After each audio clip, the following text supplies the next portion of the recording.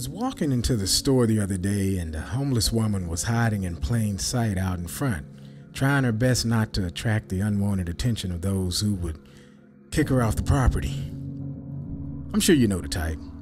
Tattered, dirty clothes, worn out shoes, disheveled hair, and etc., etc.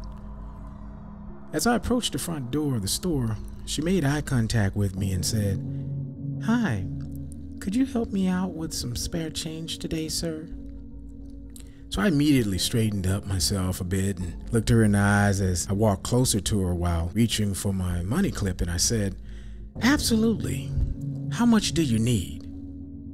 She immediately brightened up and smiled a toothless smile and started to laugh as she said, "Well, I've never been asked that before. I'm afraid if I ask for what I need, you won't give it to me." I returned a smile back to her and said casually, "Well, if you never ask, you're guaranteed to never receive exactly what you want, and what you get will just be what you get." She smiled once more, and then after a few seconds of awkward silence, she said, "Well, you can just give me whatever amount you'd like to." Well, I conceded and blessed her with a few bills, and she immediately beamed another one of those unique smiles and voiced her sincere appreciation. We exchanged a few more niceties and pleasantries and parted ways, extending each other a great day. You know, that short conversation I had with this total stranger was, for me, a small example of how so many of us live our lives today in a form of quiet desperation, afraid to speak up for what we want out of this life. It appears to me that some of us are so browbeaten and wounded by struggles and adversity of life that we dare not ask for what we want for fear that we don't deserve it or are not worthy of it. You know, I learned years ago that the answer to every question you don't ask is always no.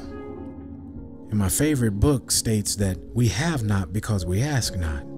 And to ask and it will be given to us, and to knock and the door will be opened unto us. And I invite you to consider today that the power of our spoken words in the best interest of our own lives is important too. You know, this delightful homeless woman with the toothless smile politely rejected the opportunity to speak up and ask for what exactly she wanted out of this thing. And as a result, she just got what she got. And she was grateful.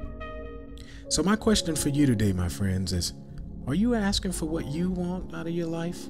Or are you just settling for whatever you get?